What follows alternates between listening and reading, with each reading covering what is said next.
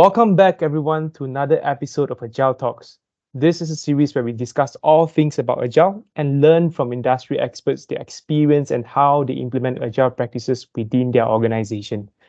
My name is Jeremy, and I'll be the host for this series. Today, I'm happy to introduce our Agile expert, Mr. Alif Latif.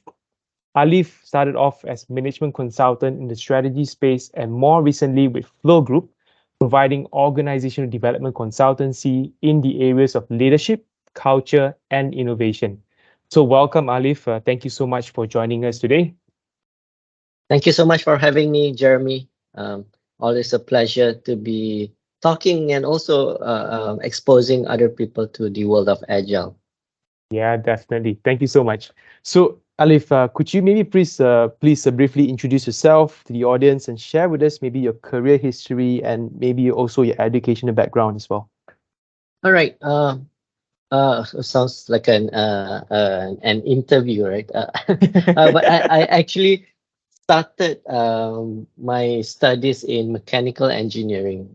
So I'm an Oh, engineering by education background, right? Um, but even whilst I was studying engineering, I always knew that okay, I enjoy studying engineering, but to have it as a career, that's something that I may not be well interested in. And so upon graduation, I actually applied into consulting firms because mhm, I've always had this interest in the business world on how things work. mhm.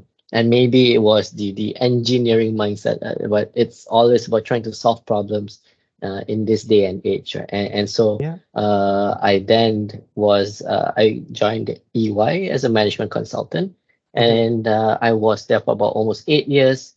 Left as a senior manager, and in EY, I was focused on business strategy, transformation, as well as innovation, and that's also where I was introduced to the agile principles and methodology. I Um, see. yeah, after EY, I went into the telco sector. I was there for a couple of years, and I was focused on delivering IT projects. So project managing IT projects, and of course, there's always that agile application that involves IT Yeah. projects. And even before I joined Flow Group, I was actually a senior consultant for an innovation and L&D provider Mhm, where I helped grow the advisory business. And now I started this year with Flow Group.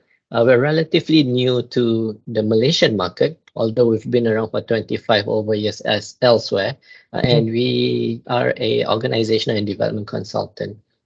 Yeah, and maybe just to explain a bit about what Flow Group actually does and what we stand for.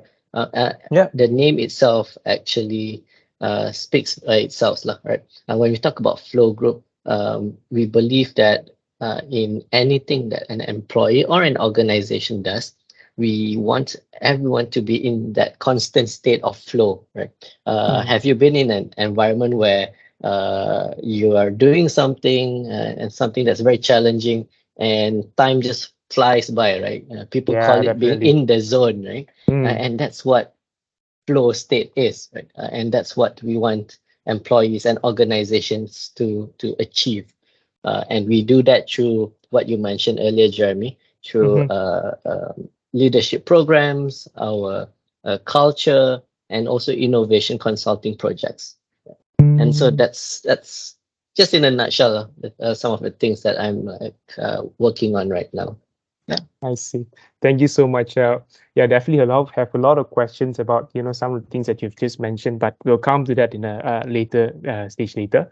So, so I understand from your description that organizational development is one of your areas of expertise, right? So, Mhm. could you maybe help to explain what does an organization development consultant do? Mhm. Yeah, the role or the responsibilities and things like that. Yeah. So when we talk about organizational development, when you ask different individuals, they all have their own understanding of what an OD consultant actually does, right? Mhm. But for us in Flow Group, and for me especially, I always apply the STAR model. model by J. Galbraith, right? Mm-hmm. So in the STAR model, it actually touches on five things. First being strategy, second being structure, third being processes, fourth being people, and lastly, the fifth one being rewards, and i.e. the motivation of how to get people work towards a common goal. The common understanding of OD consultants is that we are HR consultants. But even Mm, before we focus on the HR, on the people aspect of things, there are a lot of other things that needs to be taken care of first. At mm, the end of the day, organizations work for a business goal. They want to achieve a specific something, and the people element always needs to contribute towards the organization achieving those goals, and that's why strategy comes in play, and that's where also how companies are organized, the structure comes in play, what are the processes that's put in place, and the people element only comes later on. And I so see. we help very broadly in those particular areas on how do we actually align individuals and teams towards an organizational goal, right? Mhm. Yeah. So yeah, the scope then is actually quite big because you did mention that it touches a little bit about the workplace culture, Hmm. Hmm. leadership, HR, and things like that. Yeah. I see. I Yes. see. Okay.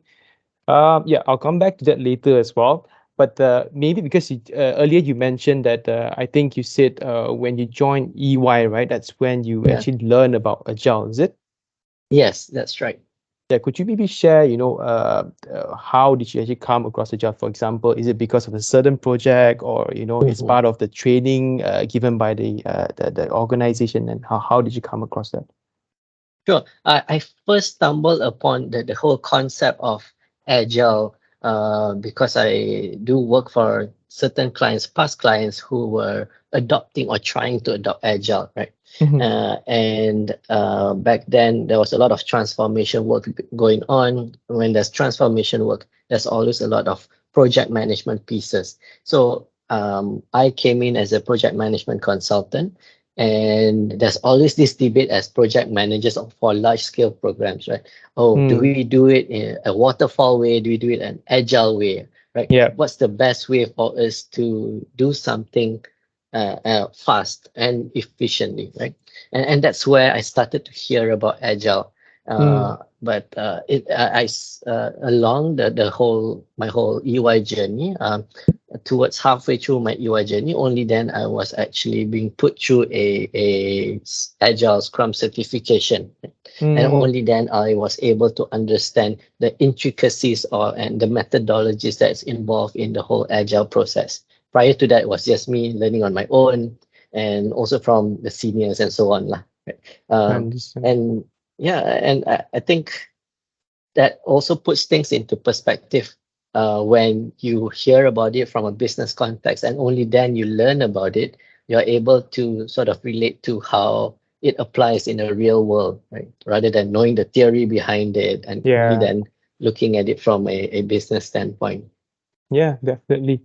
And since you mentioned that you have actually managed a lot of projects when you were with EY, so because we also know that not all the time Agile is suitable to be applied. For example, for certain projects that requires more like stringent process and things like that, Mm, mm. maybe you require the waterfall approach. But in terms of percentage, right? When you were with EY. So Agile, is it like 50% of the time you're using Agile, or 90% of the time? Just want to understand. Oh, that's a very tough question, because I don't think I'll be able to put a percentage to it, because Mm, it really is dependent on the organization, the clients, and what they intend to do, right? mm, However, not just when during my time in consulting, but even now, I just mm, wanted to stress on this point.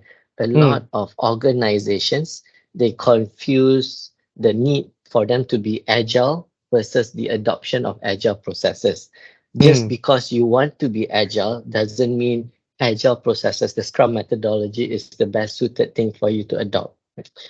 So we even right now in Flowgroup, we receive a lot of requests for wanting to be agile trainings, or trying to be innovative, use applying the agile methodology. But mm, then we always question, what is the whole purpose of them wanting those things. And from a Mm. culture standpoint, we realize that, hey, you actually want agility, but not Yeah. necessarily adopting the ways of Scrum, right? Mm. And that's the thing that organizations would need to understand first. And so, going back to answering your question, right? I can't put a percentage to it, but Mm. there's always this need, there's always this want, but it's about really asking the right questions and really diving into the whole purpose of them wanting to adopt agile in the first place, right? Mm. Then how do you assess then if a company should embark on maybe an agile transformation? Is it how do you assess that based on cost and benefit? How do you do that? Mm-mm.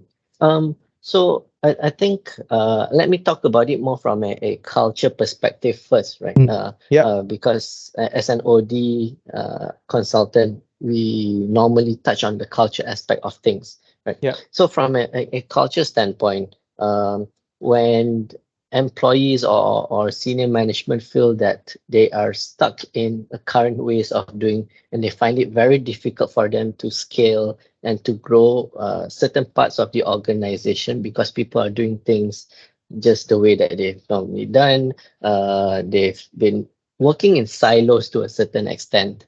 They need new ways of doing things because people are just zombies. Clock in at 9 a.m., clock out at 6 p.m., kind of thing. Right? And maybe an introduction of agile ways of working would not be a bad idea from a culture standpoint because you want people who is driven, you want people who wants to do things quick, right?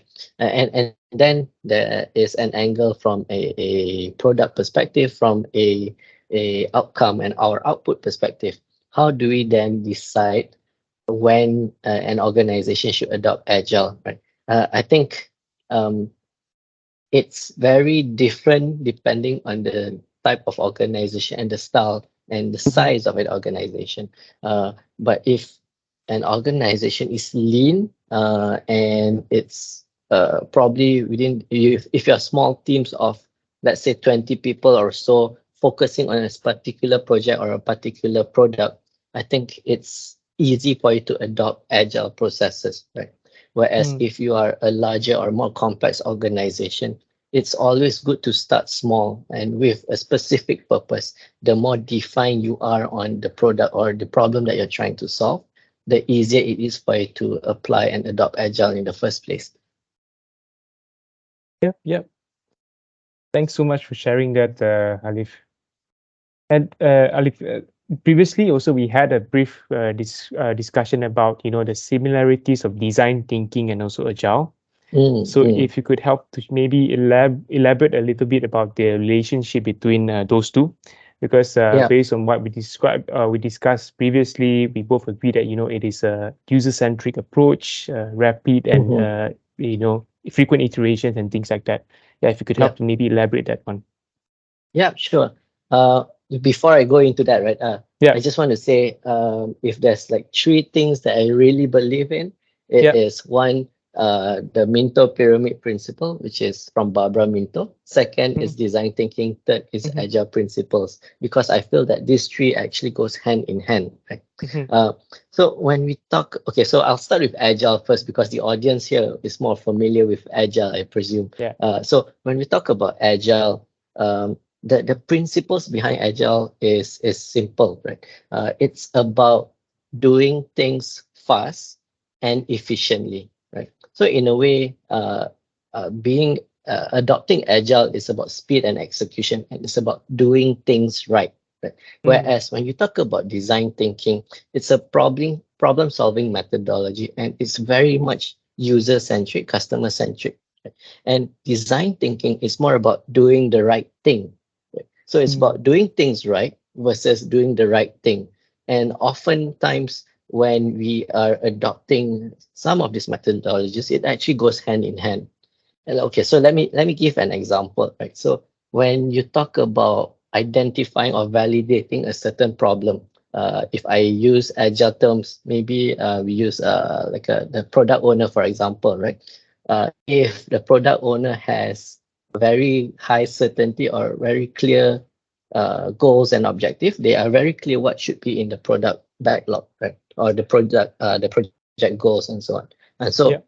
when that is clear, then of course you can start your sprint, and during the sprint itself, your developers can actually apply design thinking principles to validate some of the challenges at the very beginning, and also to test and iterate with the right users, right?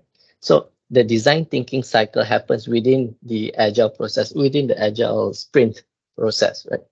But Mm, if I were to take it one level higher up, and if we have a product owner who's not so sure about the problem that is in hand, mm, the product owner themselves can actually apply design thinking approaches to validate the problem with the customers, with the users, and so on. And only then bring those validated problems to the sprint team to run the sprints, right? So it actually complements each other very nicely, yeah.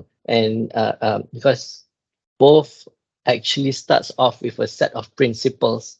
The only difference is the tools that is being used, and tools can change from time to time, and it's very flexible in that sense, right? And I always feel that the two actually goes hand in hand. Yeah. Yeah, yeah. Thank you for putting, that perspective. I think it's a very good example to share. So basically, like you said, because both of them actually, in nature or maybe the values, they share the same kind of values, right? So Mhm. they definitely can complement one another. Yeah.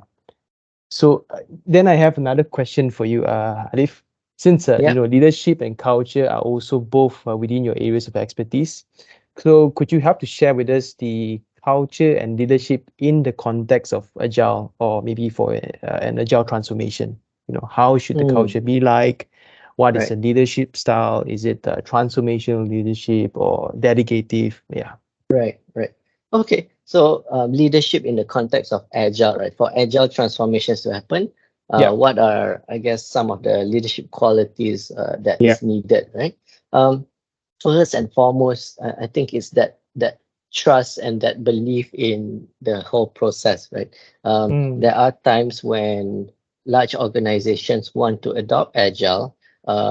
They do it on a surface level, without getting the buy-in from key stakeholders in the organization. And that mm, is very tricky, right? Because you need your leaders to also talk the same way, use the same language, and adopt the same principles for transformation to happen. And so it's first and foremost the belief in the agile process, and knowing that it is an iterative process. People is definitely not going to get things right during the first sprint, even the second or third sprint even. But at the end of the day, what matters most is the iterative improvement, the process that the whole team actually goes through, right? And this goes hand in hand with leaders adopting the growth mindset instead of mm, the fixed mindset. So a leader in an organization would need to be able to adopt this growth mindset, right? What's mm, the difference between a fixed mindset and a growth mindset? A fixed mindset person is very comfortable. They focus more on the immediate results and so on. And once something works, they tend to just stick to with that one particular thing. But in this day and age, disruption happens every other week, lah, right? There are definitely new things coming here and then. And so a leader needs to be able to adopt very quickly and to have that growth mindset, so that when they are faced with this kind of situations, they don't feel pressured and they just crumble in that sense, right? mm, A leader needs to be able to live, uh, and they need to be able to what you call face these challenges with an open mind. And by applying the agile processes, it's mm. also a way for them to experiment, and that's the beauty of this whole thing, right? Yeah. Mm. Yeah. So because so let's say, for example, if you are asked to maybe assist on an agile transformation project, right? So would you focus Mm, on the culture element first or the leadership? For example, you will focus on maybe changing the culture first, or maybe you work with the leaders first, maybe providing mm. workshop and things like that. What would Um, be your I approach? Okay, so first and foremost, I would need to know what is the main intention? Is it for them Mm. to come up with a new product and services, or is it more of a culture play because you want people to adopt new ways of working, right? Yeah. Because then the weightage would be different lah. You Mm. It's arguable, right? Because we can always say, okay, well, let me if I were to focus on helping an organization in coming up with new products and services, uh, at the same time, you'll still change the culture. Mm. Yes, but then again, the emphasis would be on the product and the end goal rather than the culture in a way. Right? And Mm. so when we approach organizations, it's always asking this question lah.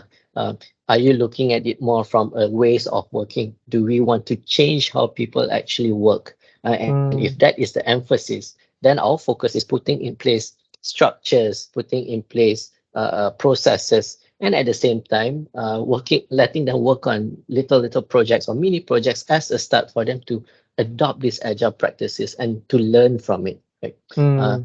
Yeah, in agile in Scrum methodology, there's always a retrospective, right?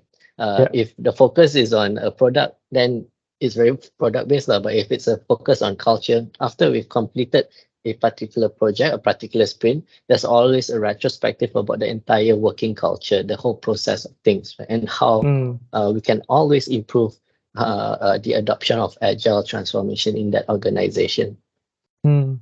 Okay. So, Alif, we are slowly coming to the end of this episode. So, I would like to ask you one last question that I usually ask all of the Agile experts. So, what is your advice for those who like to learn more about Agile?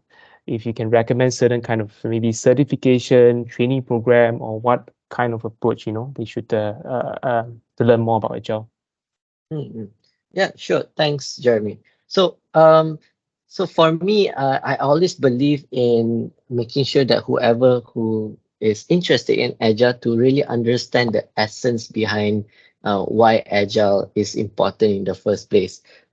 Because there's a lot of certifications and trainings out there who will teach you on the tools and the frameworks of Agile. But at the end of the day, what to me matters the most is the principles behind it, because only once you understand the principle, you'll be able to see whether or not it fits in the type of work that you're doing, right? Mm. And I mean, I'm sure there's a lot of agile certifications out there. I Yep. think Jeremy yourself, also you can go to Jeremy and ask more. He knows more about the certification than me, I think. Uh, um, but to me, yeah, it's really understanding the principles behind it, because whether or not to apply the sprint framework Mhm. comes second. Yeah. If you understand the principles, you know how to apply it in anything that you do. Yep. Yep. Thank you so much for the advice, Alif. So, before we end this episode today, is there anything else, Alif, you would like to share with the audience? So I think Jeremy keeps referring me as the agile expert. Well, I wouldn't call myself an expert, but I'm more of a user or an Mhm. enthusiast. And so, um, if there is any doubt sometimes in your organization or even in your specific teams on whether to adopt agile, there's always room for you to take a step back and to assess the whole situation. Um, because the agile process is not really limited. It shouldn't be limiting to how you do things. It's a man-made process, and you Yeah. decide whether or not it's the best way for you to move forward. And to me, that's all I can say. Good luck, whoever's listening, in your journey for agile transformation, and I wish you all the best. Yep. With that, thank you so much, Alif. Hope to see you again soon. Yep. Thank you so much, Jeremy. Take care. Bye. Bye bye. Take care.